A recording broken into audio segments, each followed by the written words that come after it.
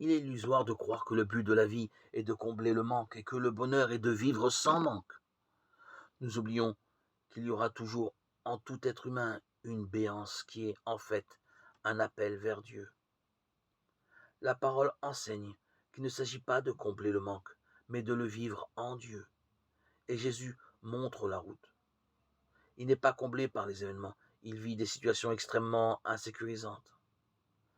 Les circonstances de sa naissance, la fuite en Égypte pour échapper à la mort, un grand temps de silence de 30 ans, hormis une brève trouée à 12 ans. Dès le début de sa mission publique, il est menacé, épié par des adversaires farouches qui cherchent à l'éliminer et à le mettre à mort. Il est trahi par 2 de ses disciples, dont un des plus proches, Pierre. Il connaît une mort d'esclave après une nuit de solitude, d'angoisse, comme s'il prenait sur lui le drame des hommes sans Dieu. Il est très signifiant que la première tentation qu'il ait vécue lors de ses 40 jours de jeûne dans le désert porte précisément sur cette question du manque. Jésus a faim. Si tu es fils de Dieu, lui dit le tentateur, ordonne que ces pierres deviennent des pains. Matthieu 4, verset 3. Ne tolère aucun manque de quelque nature que ce soit. Tu as faim, fais un miracle. Serre-toi, n'attends pas. Transforme les pierres en pain et tu seras comblé.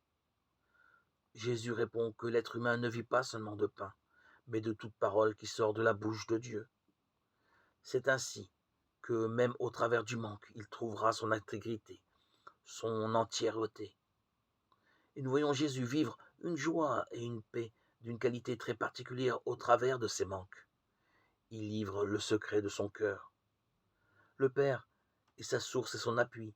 Il vit avec lui une relation filiale imprégnée de tout ce qu'il peut y avoir de bon, de confiant, de chaleureux, de sûr.